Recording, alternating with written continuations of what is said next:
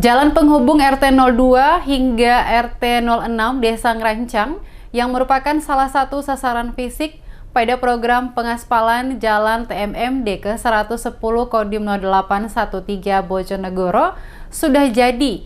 Anggota Satgas TMMD bersama warga Desa Ngerancang memanfaatkan jalan tersebut untuk kegiatan lari pagi bersama. Dulu, kondisi jalan Desa Ngerancang yang memprihatinkan. Ketika hujan tiba, jalan tidak bisa dilalui. Jalanan paving yang sudah rusak menjadi rawan jatuh untuk dilalui. Oleh karenanya, dengan diaspalnya jalan tersebut dapat memudahkan akses mobilitas warga. Minggu pagi, anggota Satgas bersama warga Desa Ngerancang bersinergi lakukan olahraga lari bersama di areal jalan aspal yang sudah jadi, menikmati jalan yang mulus. Mengawali kegiatan tersebut, anggota Satgas dan warga melakukan peregangan dan pemanasan lebih dulu, agar saat berolahraga tidak terjadi cedera atau nyeri otot.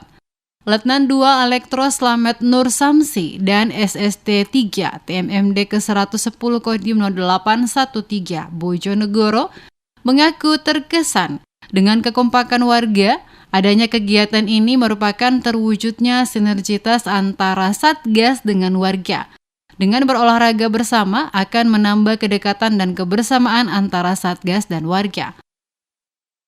Kegiatan pada Minggu pagi hari ini, kita bersama warga masyarakat Desa Ngerancang, kita melaksanakan olahraga pagi dan juga melaksanakan senam. Kita lari pagi bersama warga, sangat gembira sekali dan warga sangat antusias sekali.